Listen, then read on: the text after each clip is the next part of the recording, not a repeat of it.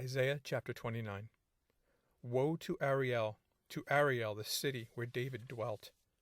Add year to year, let feasts come around, yet I will distress Ariel. There shall be heaviness and sorrow, and it shall be to me as Ariel. I will encamp against you all around, I will lay siege against you with a mound, and I will raise siege works against you. You shall be brought down, you shall speak out of the ground. Your speech shall be low out of the dust. Your voice shall be like a medium's out of the ground, and your speech shall whisper out of the dust. Moreover, the multitude of your foes shall be like fine dust, and the multitude of the terrible ones like chaff that passes away. Yes, it shall be in an instant, suddenly. You will be punished by the Lord of hosts, with thunder and earthquake and great noise, with storm and tempest and the flame of devouring fire.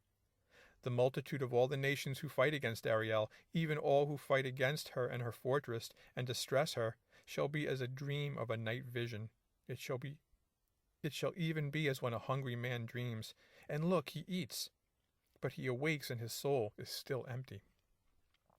Or as when a thirsty man dreams, and look, he drinks, but he awakes, and indeed he is faint, and his soul still craves. So the multitude of all the nations shall be who fight against Mount Zion. Pause and wonder. Blind yourselves and be blind. They are drunk, but not with wine. They stagger, but not with intoxicating drink. For the Lord has poured out on you the spirit of deep sleep, and has closed your eyes, namely the prophets, and he has covered your heads, namely the seers. The whole vision has become to you like the words of a book that is sealed, which men deliver to one who is literate, saying, "Read this, please." And he says, "I cannot, for it is sealed." Then the book is delivered to one who is illiterate, saying, "Read this, please." And he says, "I am not literate." Therefore the Lord said, "Inasmuch as these people draw near with their mouths, and honor me with their lips, but have removed their hearts far from me, and their fear toward me is taught by the commandment of men, therefore, behold, I will again do a marvelous work among this people, a marvelous work and a wonder. For the wisdom of their wise men shall perish, and the understanding of their prudent men shall be hidden.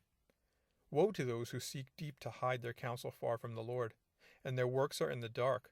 They say, who sees us, and who knows us? Surely you have things turned around. Shall the potter be esteemed as the clay? For shall the thing made say of him who made it, he did not make me? Or shall the thing formed of him who formed it, he has no understanding? Is it not yet a very little while till Lebanon shall be turned into a fruitful field, and the fruitful field be esteemed as a forest?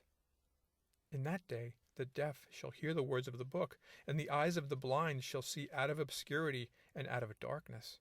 The humble also shall increase their joy in the Lord, and the poor among men shall rejoice in the Holy One of Israel. For the terrible one is brought to nothing, the scornful one is consumed, and all who watch for iniquity are cut off.